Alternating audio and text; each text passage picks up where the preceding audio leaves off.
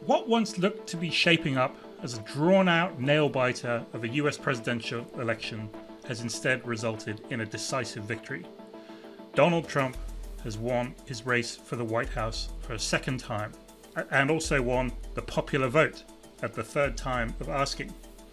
With a majority in the upper chamber of the US legislature, his Republican Party is on the verge of seizing an opportunity to shape an aggressive agenda of tax cuts, deregulation, and tariffs on trade.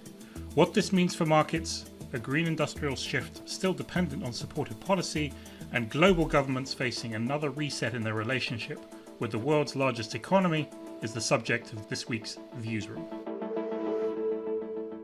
Welcome back to the Viewsroom, the weekly podcast that invites you, the listener, into a lively debate with our fellow columnists about the biggest stories of the week.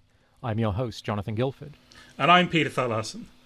So, it's Wednesday morning in the US, and Donald Trump has won his most convincing victory yet, riding a wave of support and financial backing from the likes of Tesla CEO Elon Musk. Also the first former president to be convicted of a felony.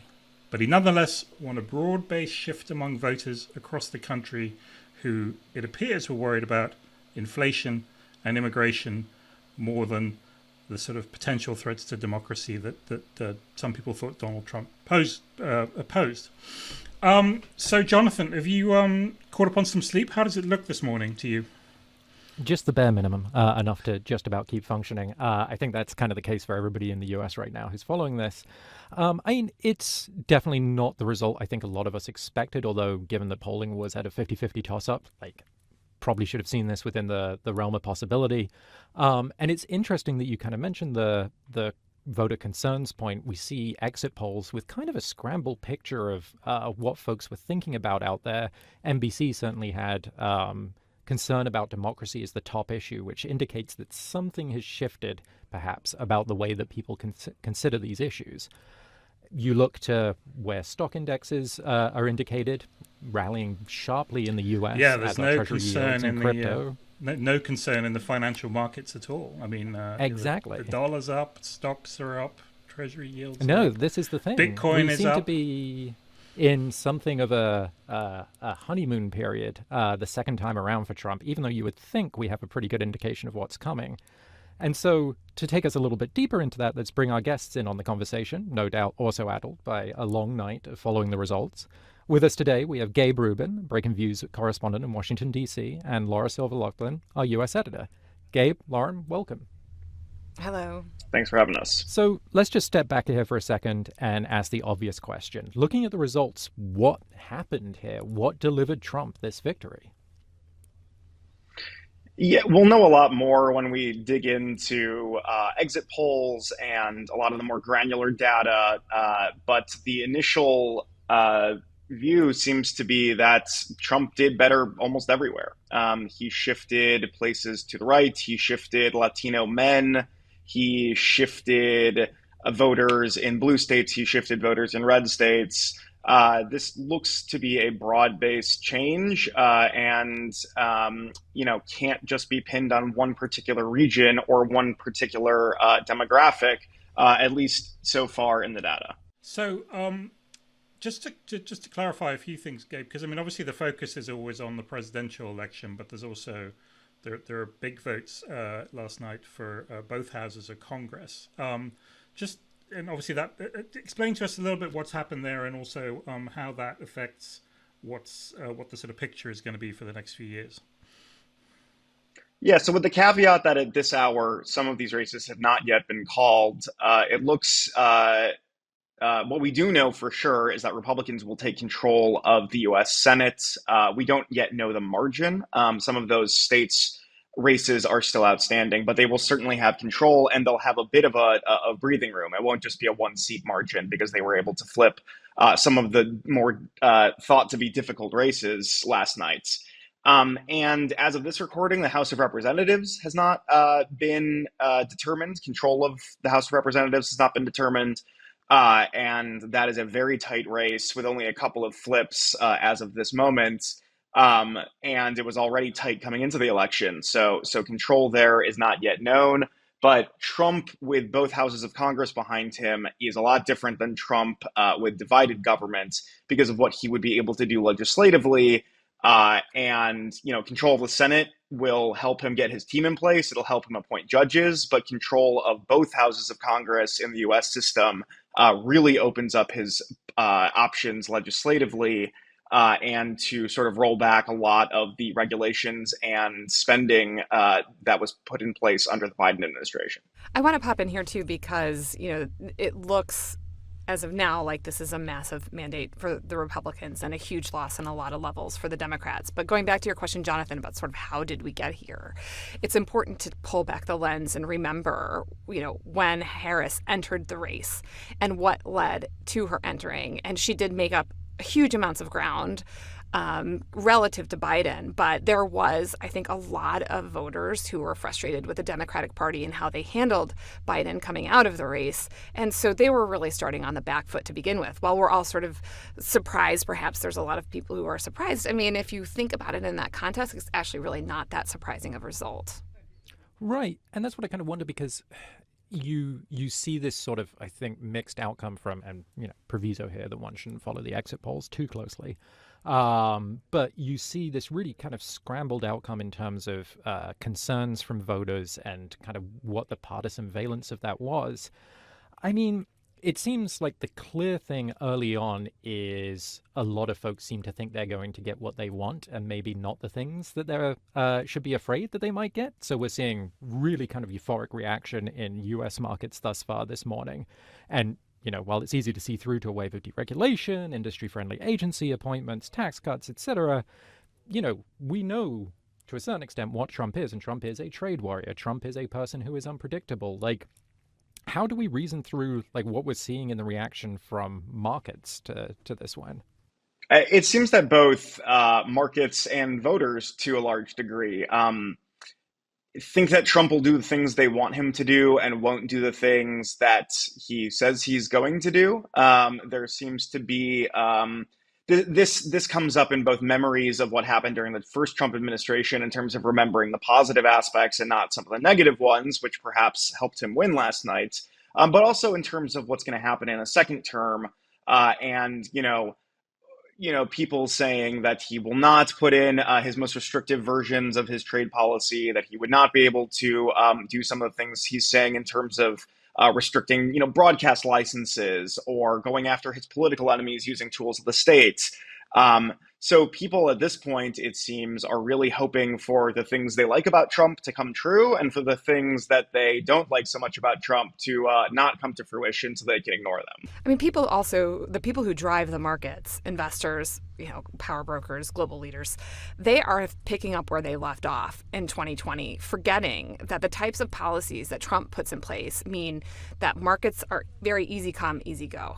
So, they're thinking of tariffs, if regulation gets rolled back and they get lower interest rates and a bunch of money gets pumped into the system in ways that help companies, then stocks are going to go up. And that's exactly what we're seeing happen. But we know very quickly the wind gets taken out of that. There's, sort of a grifter trade between Bitcoin and SPACs and everything else that we covered in 2020 and 2021 that does some real damage on the market. And if you think of banking regulation getting rolled back, for example, it might take a few years for the impact of that to come through, but it is not a positive thing for the markets overall. Yeah, I think that's right. I mean, there's definitely a bit of magical thinking here, and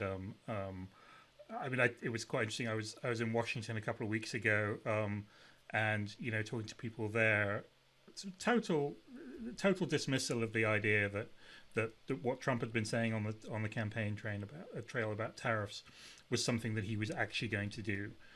Definitely not the 20% blanket tariff on all imports, and maybe not even the 60% tariff on Chinese imports. It's all like it's an opening gambit in a negotiation. People will have to come to him and cut a deal. That's what he likes doing. He likes doing deals. So don't worry about this stuff. None of this is going to happen.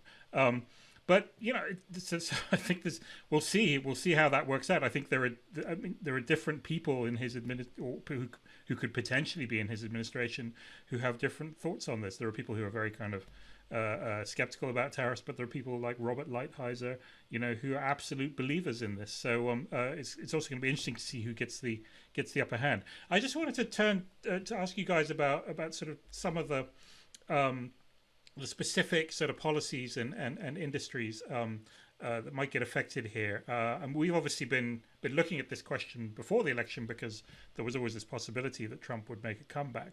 So if we think about, for example, Gabe, about green industry, the shift to electric vehicles, the Inflation Reduction Act, what happens to that?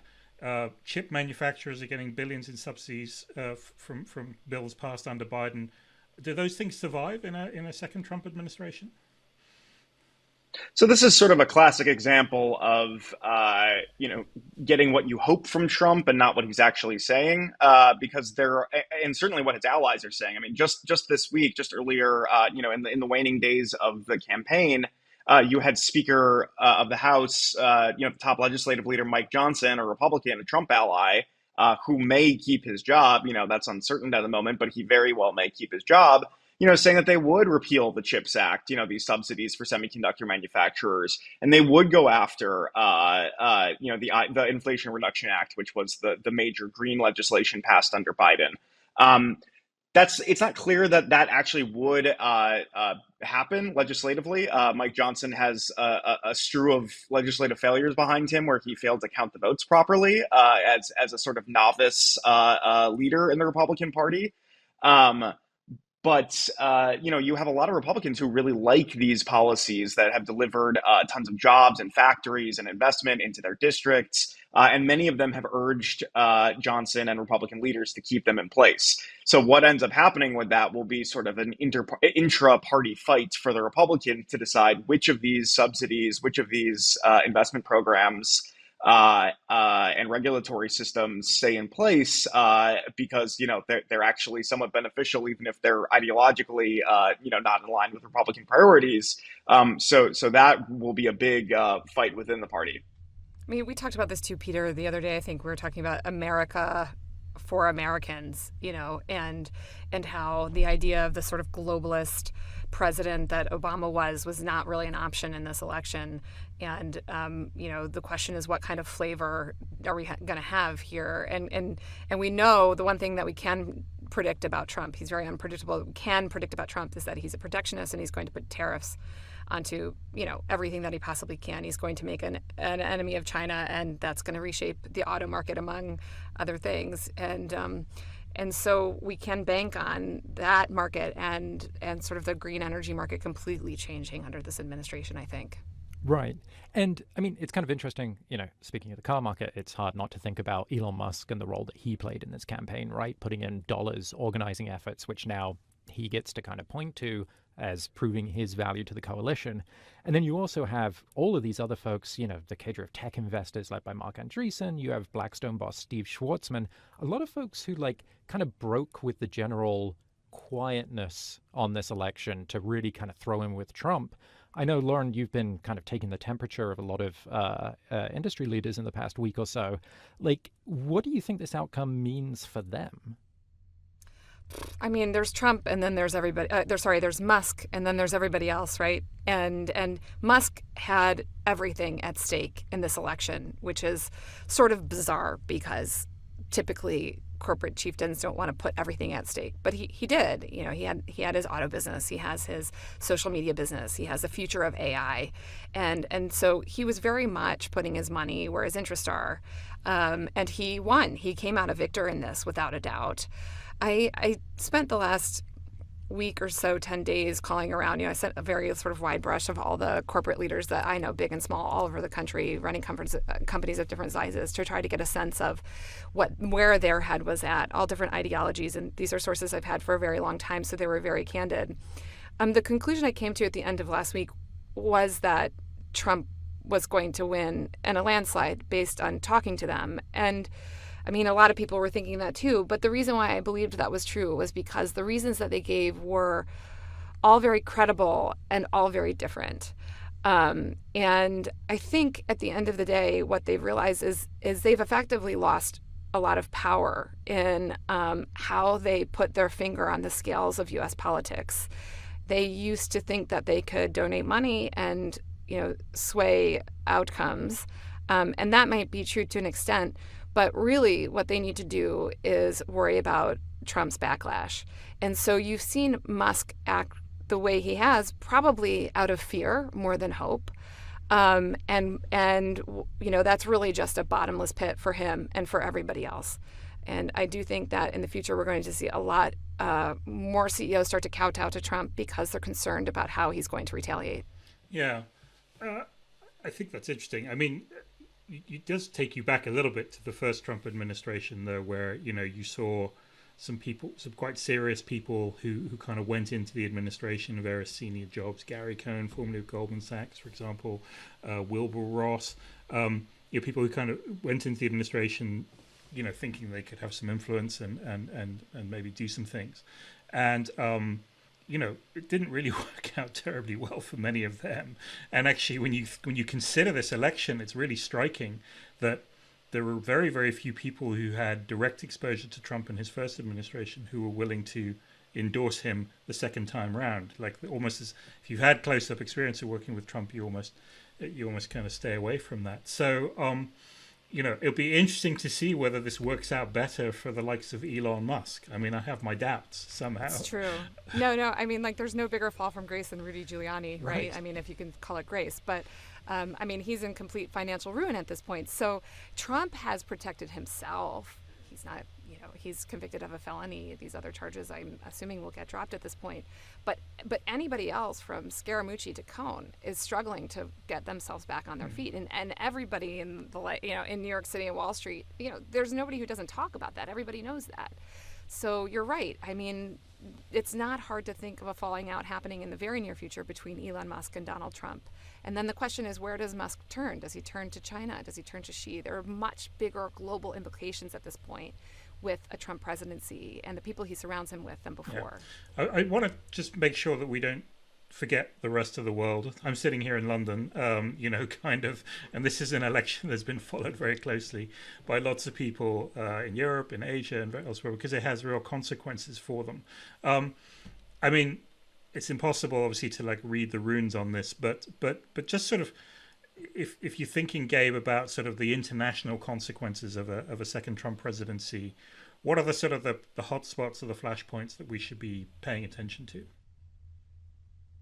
Yeah, the first, that would probably be of most interest to our readers and our listeners is, of course, trade policy and and just the continued slide away from the WTO globalization consensus that previously existed, and has been crumbling since the global financial crisis, and certainly has accelerated under Trump and under Biden. So that would be the first thing. What does Trump get to do on trade policy? The other would, of course, be that Trump has been, Trump is not a good ally. He demands, he doesn't have a lot of appreciation for the history of U.S. alliances, especially in Europe.